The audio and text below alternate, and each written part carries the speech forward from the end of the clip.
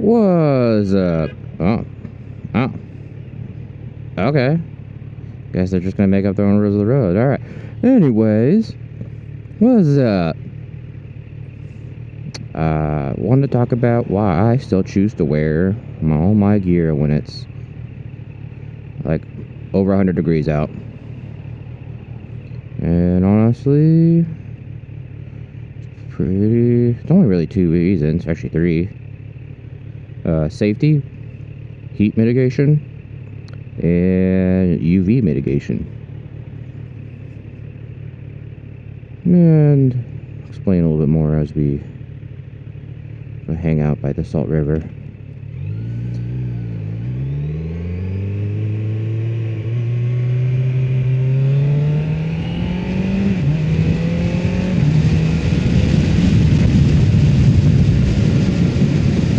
Windy today.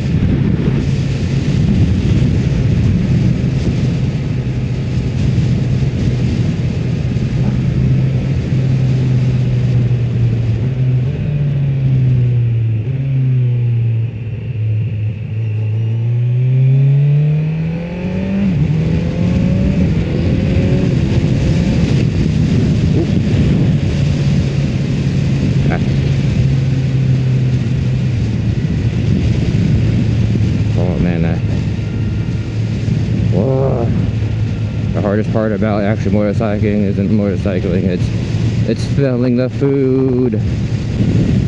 Fat ass wants to eat. Anyways, first and foremost, the safety. You know, you gotta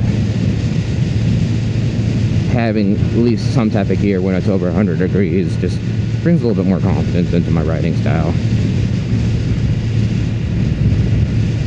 The other thing is, this asphalt is like, once it's fully cooked, like, I mean, shoot, 9, 10 o'clock, that asphalt is probably like 130, 150 degrees. Like, you can't even touch it. It's that hot at that early in the morning. So if you're out riding when it's like 110, 115, it gets close to 200 degrees, like enough to cook an egg. So imagine hitting that at speed, sliding, generating more heat, stopping, and then laying there. I mean, yeah, hopefully you can get up off the ground, but there's a chance you might have to lay there. And there have been plenty of instances where you'll get second, even third degree burns if you lay on that asphalt too long. I mean, shoot, even just sliding, you're probably gonna catch, you know, burns. I would imagine you probably get second degree burns from sliding on that stuff. It's no joke.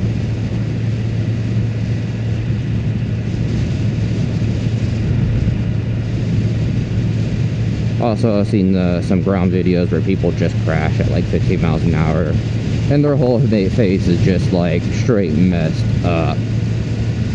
It ain't worth it. I also got like a ton of work into my arms. Actually, not arms, my left arm. Possibly a decent amount of money. I do not want to get that messed up. For when it sucks getting, I'm kind of over getting tattooed now, but I need to get it finished. But to do it, spend all that money, all that pain and effort, just to have it all wasted on the asphalt, nah.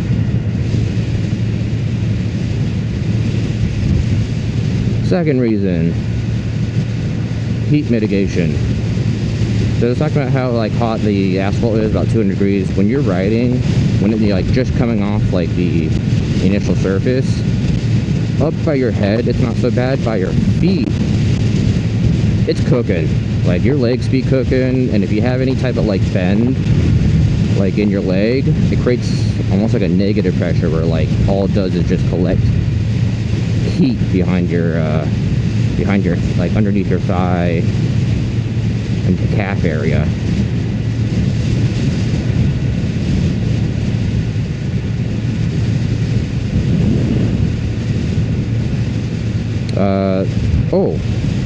Most of you don't know this, but when it's like over 110 degrees and the sun is actually touching your skin, you can feel it tingling. it's not a very fun feeling because it's like it's like being in the oven. Like how if you stick your arm in the oven too long, you can kind of feel your skin probably cooking. It's kind of what it feels like. So trying to do anything longer than like 10-15 minutes in the sun, it's physically gonna hurt, especially over like above 110 degrees. And having that pot of wind consistently blowing on you will dehydrate you very fast. It kind of feels like you're suffocating a little bit. It's stifling.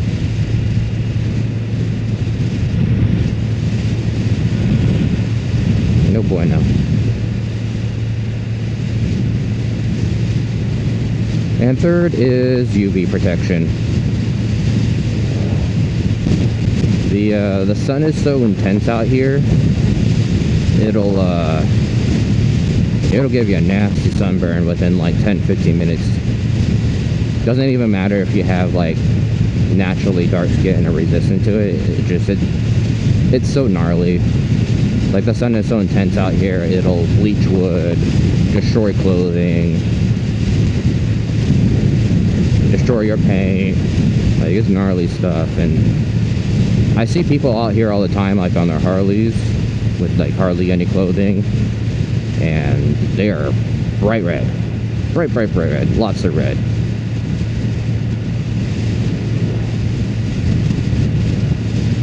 Yeah, it's no bueno. I mean, shoot, some of them are bald. You can see it on their, like, you'll get like sunburns on top of your ears, the top of your head, all of your eyes. Maybe probably not your eyes, maybe covered at least a little bit, but your lips. Dude, sunburn on your lips is the worst. I know from experience. And shoot, having any type of sunburn on your face is no bueno. I can deal with arms and stuff, but on the face it just sucks. Then you gotta sleep, and like every time you touch the pillow, it's like pins and needles all over your face.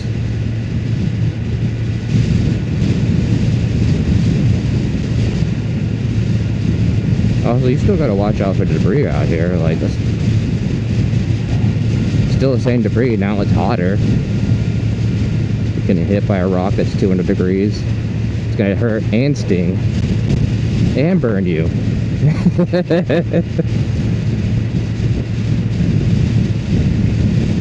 But I got, all you gotta do is like spec out your clothing pretty good. Like I got summer gloves, even though they're like, I try and get as much white as I can.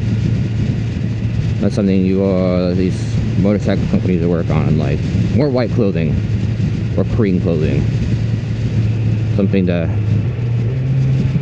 shoot, I'd be okay with reflective gear that helps pull off some of the heat just by reflecting it back, making it more visible.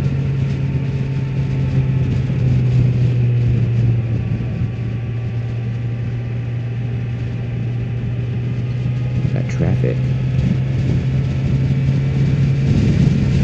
It's a decently nice day out here to go to the river, as you saw.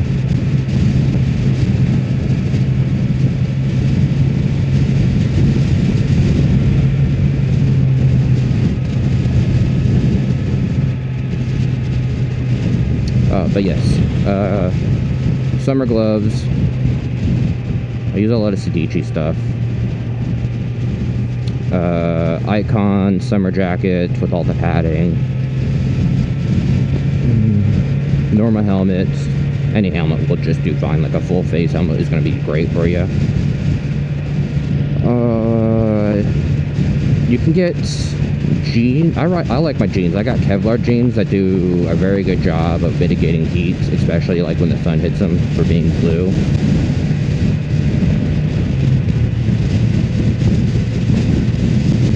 And then I got some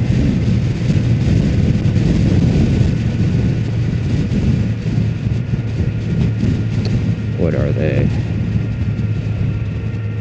I think they're like Tech Air shoes or something like that. They're Alpine Star.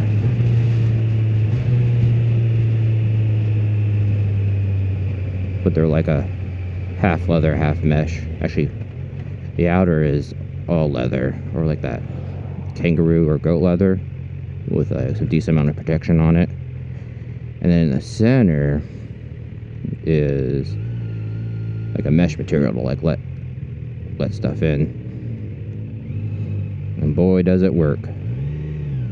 So I've had full leather helmets, sorry, full leather boots.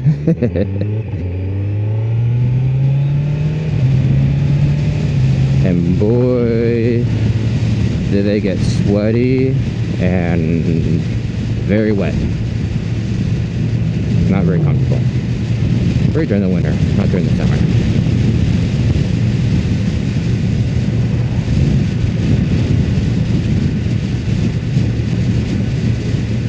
But yeah, that's pretty much why I wear all my gear when it's over 100. Thanks for hanging out. We'll check you guys out next, or no, I'm not gonna check you guys out. You guys will maybe check me guys. Yeah, maybe you guys will check me out next time. That'd be cool. Yeah, like and subscribe. Bye.